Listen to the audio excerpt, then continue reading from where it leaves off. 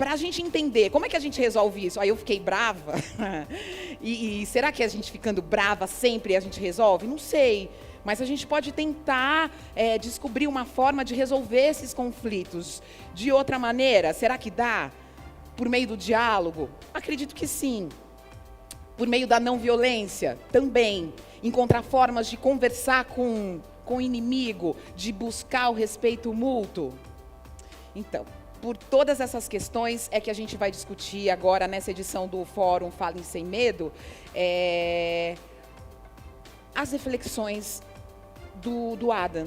O Adam é diretor e consultor da Health Partner. O Adam, ele esteve em negociações entre as Farc e o governo colombiano. Ele também auxiliou líderes sul-africanos na transição do apartheid para a democracia. Quer dizer, ele viveu ali em regiões de conflito, em situações de conflito extremo. Será que ele tem algo para ensinar para a gente? Porque o que a gente vive hoje são situações de conflitos extremos. Então, a gente quer, com a fala dele, apontar novos horizontes para as redes, para uma maior colaboração e para menos agressão. Senhoras e senhores, Adam.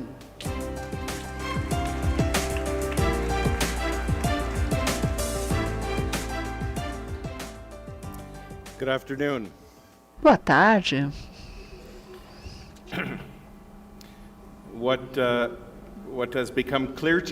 O que ficou bem claro para mim, só de sentar aqui e ouvir essas extraordinárias apresentações nas últimas horas, é que para a maioria de nós, aqui nessa sala, o mundo como ele está não é aceitável. Então, a questão muito básica que eu gostaria de discutir com vocês é como é que nós podemos mudar isso. E eu gostaria de começar contando a vocês uma história.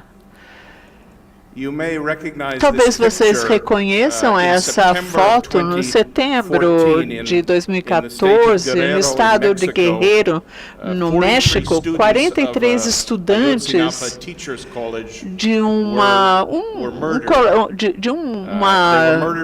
colegial foram assassinados por uma quadrilha, mas com a cumplicidade dos políticos locais e também dos militares locais.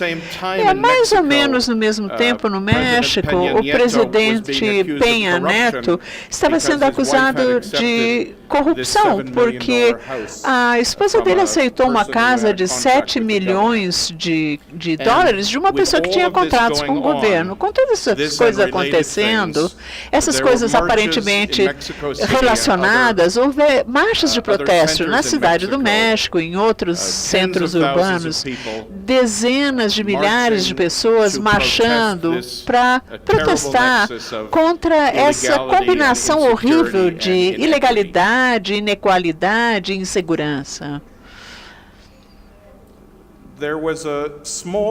Houve um pequeno grupo de cidadãos preocupados para os quais o México, naquela situação que estava, era inaceitável. Eles queriam mudar essa situação.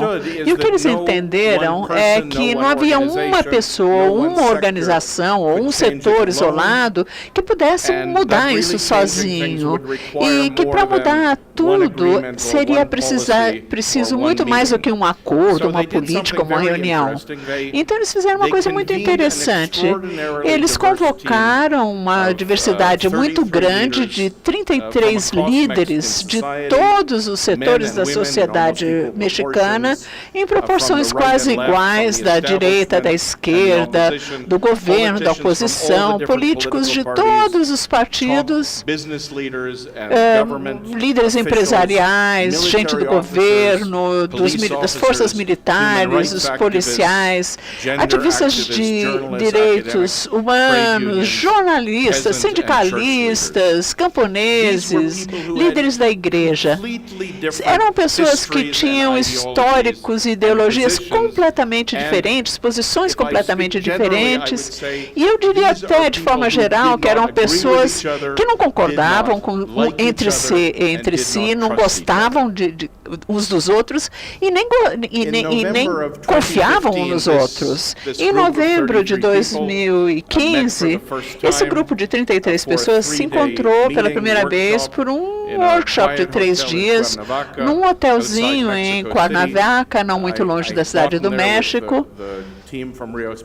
Eu estava lá também com a nossa equipe local da Rios Partners e eu via, conforme eles entravam e conforme as primeiras interação, você podia ver como eles desconfiavam e estavam muito defensivos uns contra os outros. Eles queriam, cada grupo queria que o México se transformasse da maneira que eles queriam, mas cada grupo também desejava que seria tão bom se não precisasse trabalhar com os outros, mas eles precisavam trabalhar uns com os outros.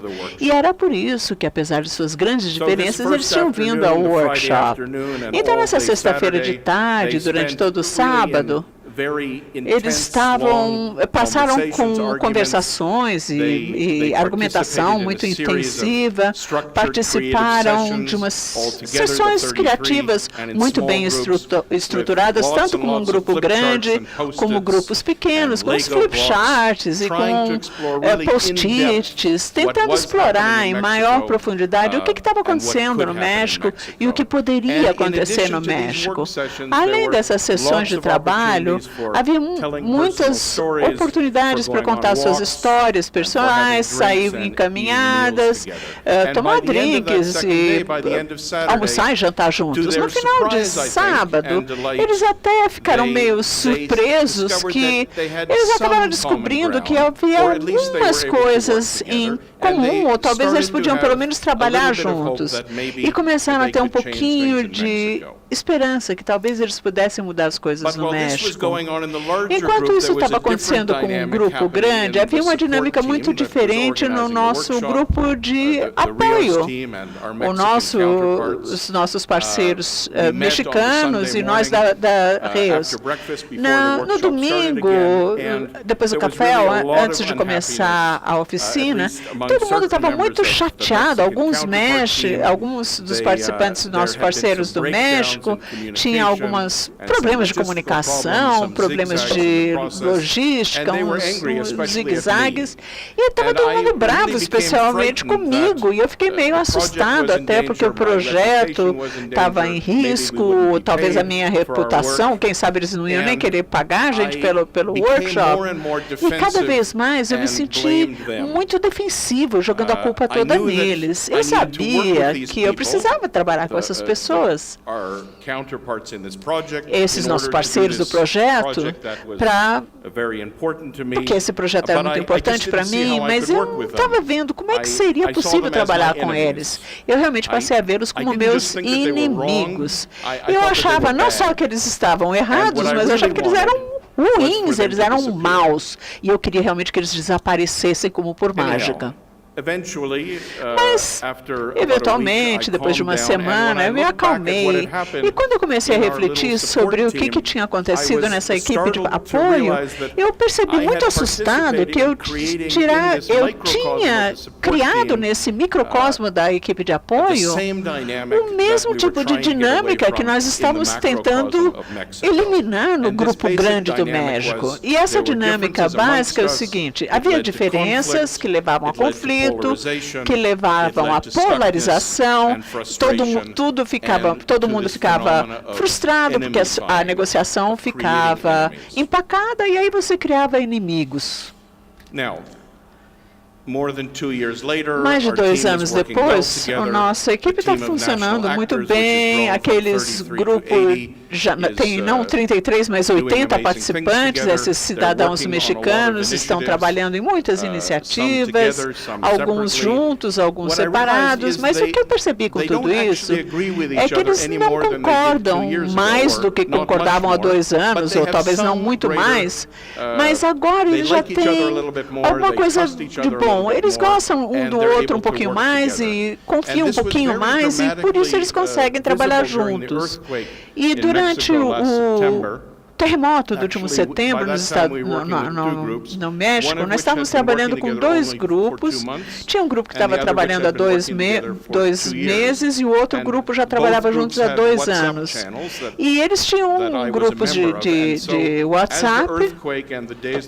E naqueles dias seguintes àquele terremoto, nós podíamos ver nos grupos, em detalhes, em tempo real, os diferentes níveis ou a natureza das interações entre esses 2 grupos, respondendo a esse evento que era o terremoto. E o grupo que estava trabalhando junto, em pouco tempo, ficava todo mundo denunciando, e quem que estava errado, e quem que devia estar fazendo alguma coisa diferente, quem que devia criticar. E o grupo que estava trabalhando há 2 anos, que realmente não concordava, mas conseguia trabalhar juntos, tinha mensagens como, olha, eu tenho 20 toneladas de material para fazer telhados, eu queria levar para a cidade de Puebla, alguém pode me ajudar, como é que eu posso entregar? Então, essa capacidade de trabalhar junto, num grupo tão diverso, essa habilidade de comunicar, de ajudar as outras pessoas e conseguir fazer as coisas de maneira eficaz, esse exercício nesse time, eles mesmos diziam que eles se tornaram um exemplo vivo do que poderia ser um México melhor.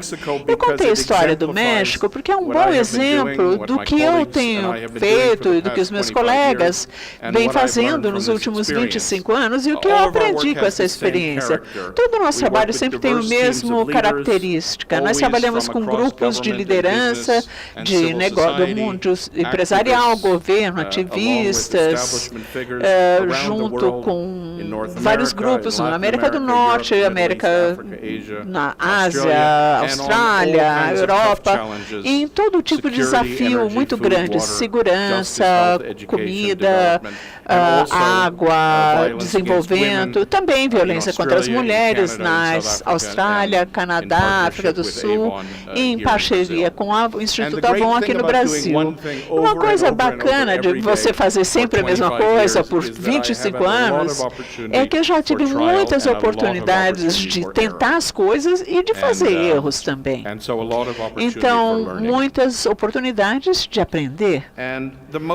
E a coisa mais importante que eu aprendi até aqui é que a colaboração não é um processo muito simples, muito direto, como uma vez no passado eu achava. Minha experiência nessas situações dramáticas, extraordinárias como no México, quando as dinâmicas acontecem em cores muito vibrantes, me permitiu observar o mesmo tipo de dinâmica básica de cooperação que também acontece em situações mais normais, digamos assim, onde você tem a mesma coisa, mas uma cor talvez não tão vibrante, mais suave.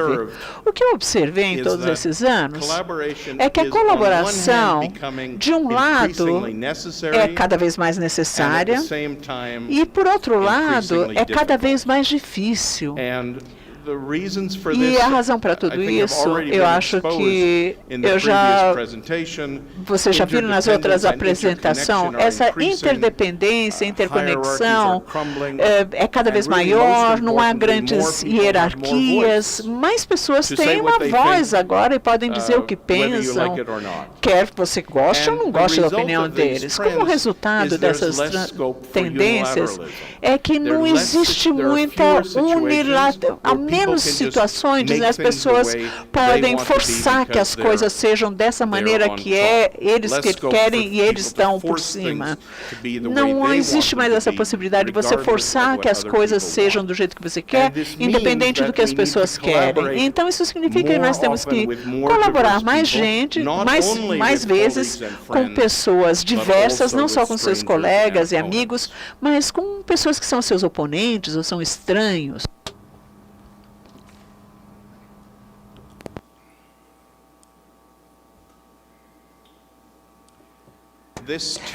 Essa tensão Essa tensão na colaboração, na verdade, se revela na própria palavra colaboração. Se você faz uma busca no Google da palavra colaboração, colaborar simplesmente significa, por um lado, trabalhar em conjunto com alguém. E se você faz outra busca de Google, você vai achar muitas imagens, muitas fotos, nem essa aqui que está na tela. Pessoas nesses escritórios muito bonitas, com essas camisas elegantes, colaboração com essa imagem parece uma coisa muito segura, produtiva, muito agradável, mas a palavra colaboração em inglês e em português também tem um outro significado. Significa cooperar com a inimiga de forma traidora. Isso está revelado na palavra colaborador.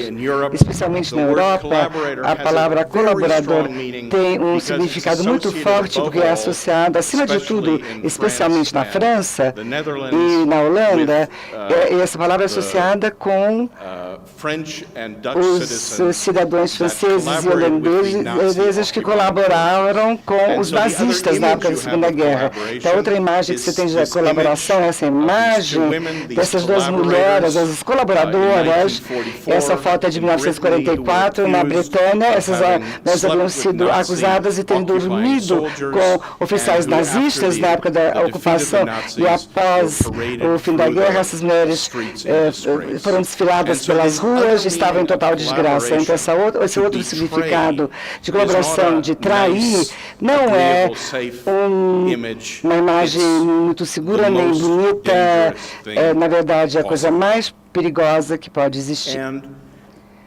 E essa tensão, eu acredito, não é um assunto periférico, é central, é algo intrínseco quando se colabora com pessoas diversas. Por um lado, a gente acha que para progredir com os nossos desafios, como os desafios que se referem a mulheres no Brasil, e nós precisamos trabalhar com pessoas que são diversas de nós, incluindo pessoas que não gostamos nem confiamos, mas não queremos sair traidores, mas temos que seguir trabalhar com essas pessoas e podemos observar essas tensões em todos os domínios, na política, nas esferas sociais, na economia e também podemos ver isso a nível internacional, como se vê nas manchetes do jornal, vemos isso no local de trabalho, vemos esse tipo de tensão nas comunidades e mesmo na nossa família. Essa mesma dinâmica, por um lado, a gente acha que temos que trabalhar com essas pessoas que são diferentes de nós, mas ao mesmo tempo a gente diz, não devemos trabalhar com essas pessoas tão diversas. Então a questão básica com a qual eu tenho lutado, como é que nós podemos resolver essa tensão?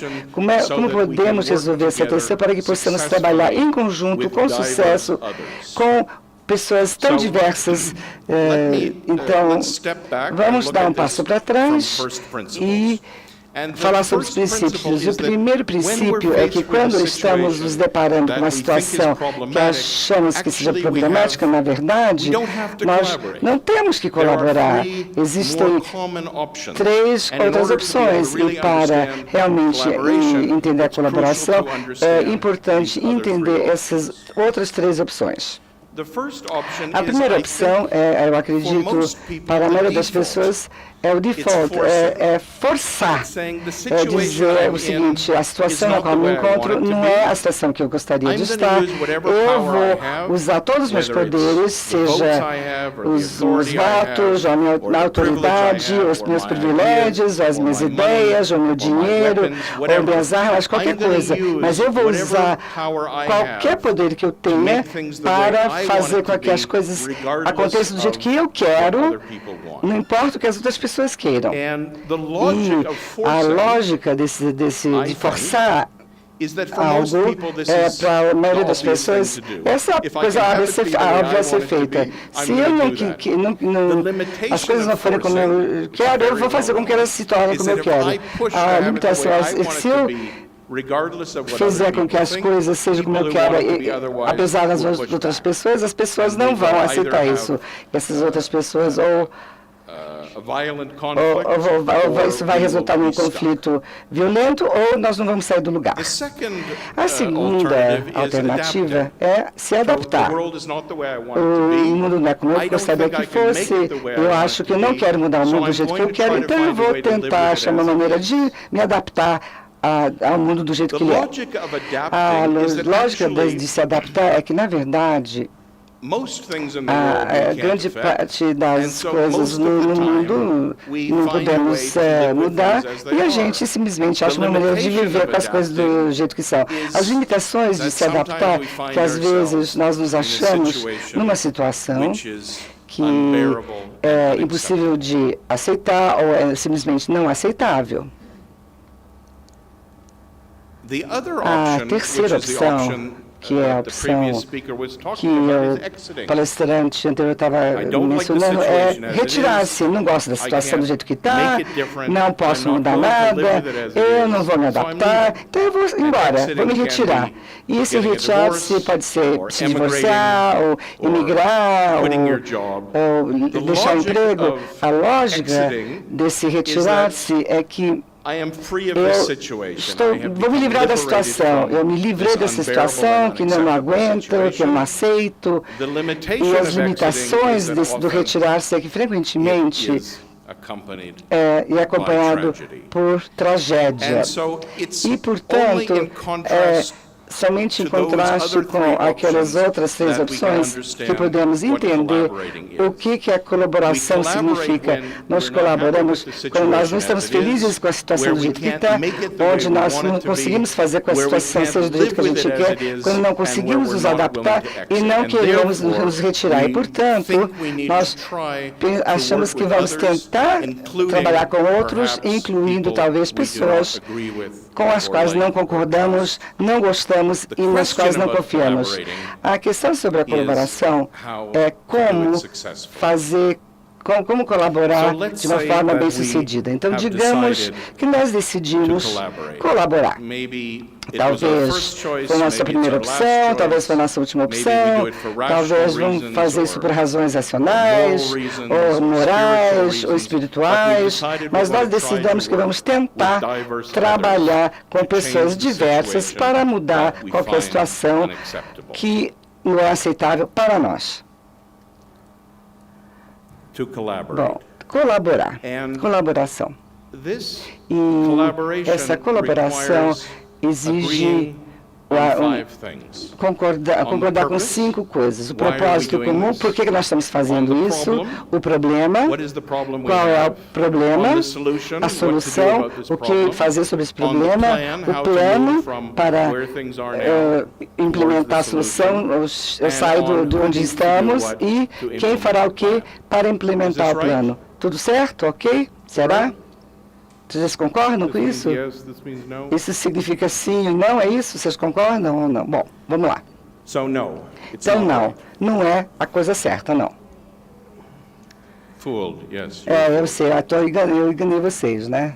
Vocês não esperavam isso.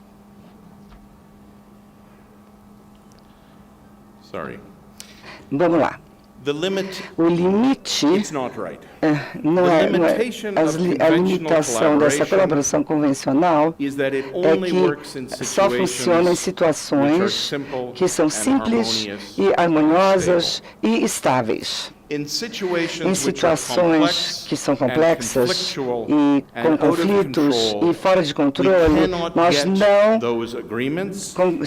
vamos conseguir aqueles acordos e mesmo que a gente consiga, esses acordos não serão sustentáveis. Então, em tais situações, essa abordagem convencional com a colaboração, essa maneira pela qual nós pensamos que a colaboração deve funcionar, não vai funcionar e não pode funcionar. Em algumas situações, essa abordagem convencional é perigosa e totalmente inadequada. Então, se nós queremos ser bem-sucedidos na colaboração na vida real, em situações de conflitos e complexas, nós precisamos abandonar essa colaboração convencional, precisamos abandonar aquela fantasia que nós vamos conseguir controlar as coisas, vamos chegar a um acordo, a um consenso. Nós temos que fazer exatamente o contrário do que é convencional ou habitual. Nós temos que sair da nossa zona de conforto. Então, isso é uma atitude não convencional e não confortável. Isso se chama Stretch Collaboration, colaboração estendida. Esse tipo de colaboração nos ajuda a lidar com situações de conflito e complexas, não apenas com nossos amigos e colegas, mas também com os nossos oponentes. E isso se estende de três maneiras. Então, pode ser abraçar os conflitos, podemos experimentar algum caminho para seguir em frente. O primeiro ponto é, em situações de conflitos e complexas, nós não conseguimos controlar como os diferentes atores entendem o que está acontecendo e o que deveria acontecer. As diferenças entre perspectivas e posições entre os atores, isso é algo inevitável. Isso significa que nós temos que poder não apenas nos engajar, mas também lutar. Significa não apenas trabalhar com conflitos, mas também trabalhar com conexões. Na introdução, eu mencionei que o Will está a trabalhar há muitos anos entre outros lugares na Colômbia também, incluindo um pequeno diálogo que ocorreu em 96, 97, entre todos os atores, as Farc, os ministros do governo, líderes religiosos, sindicatos, etc. E quando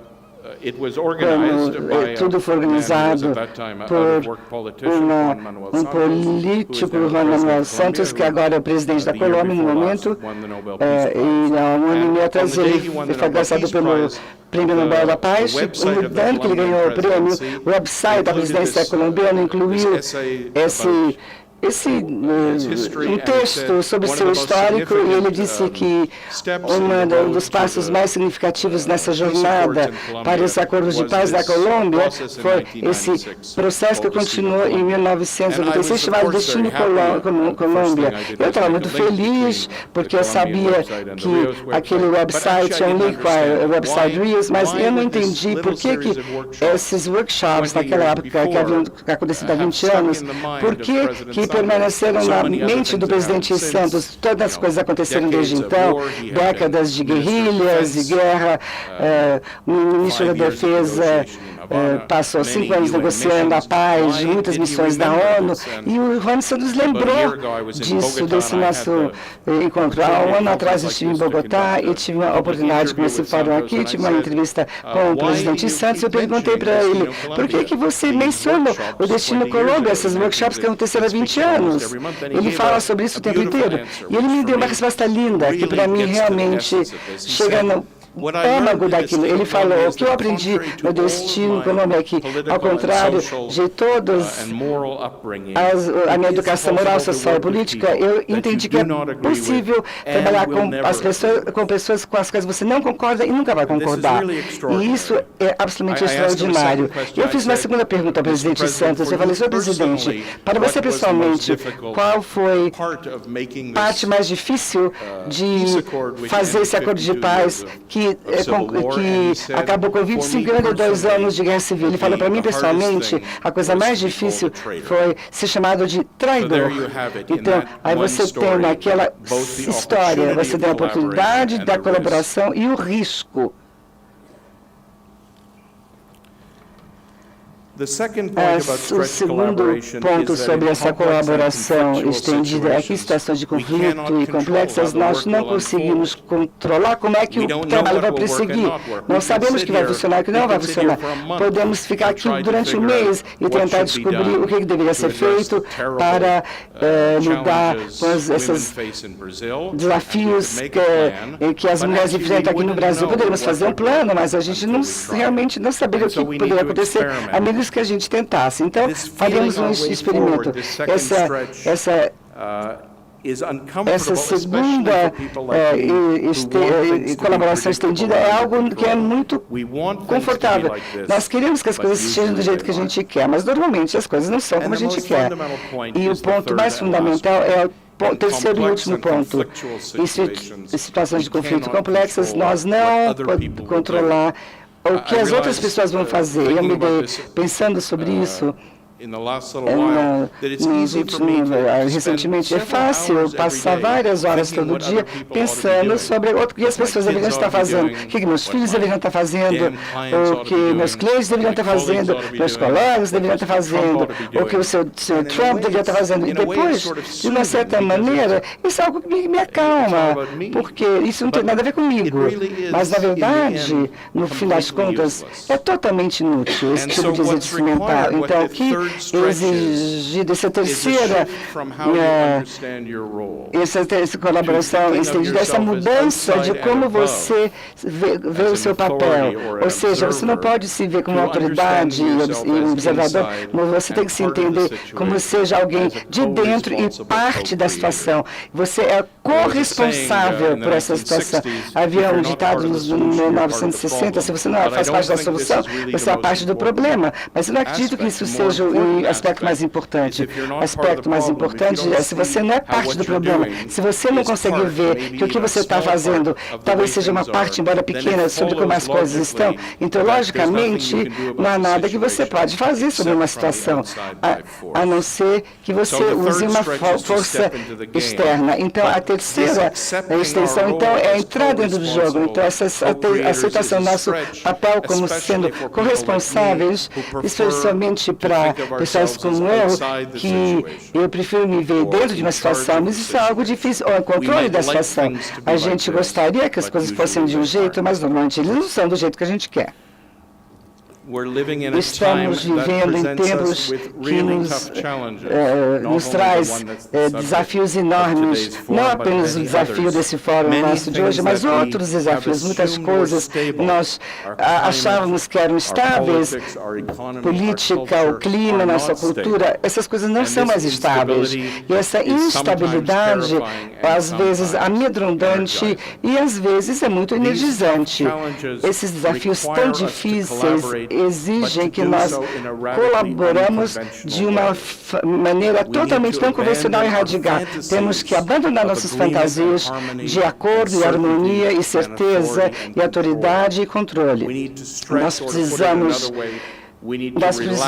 relaxar e entrar numa abordagem menos rígida, mais humana. A minha experiência ao longo desses últimos 25 anos me ensinou que essa extensão é necessária e que também que é possível esse tipo de colaboração estendida. Eu tenho esse compromisso com essa colaboração estendida para que eu possa endereçar esses desafios tão difíceis dos nossos tempos. Eu concordo em entrar no jogo e convido que vocês se juntem a mim nesse jogo. Muito obrigada. Obrigada, Adam. Muito obrigada.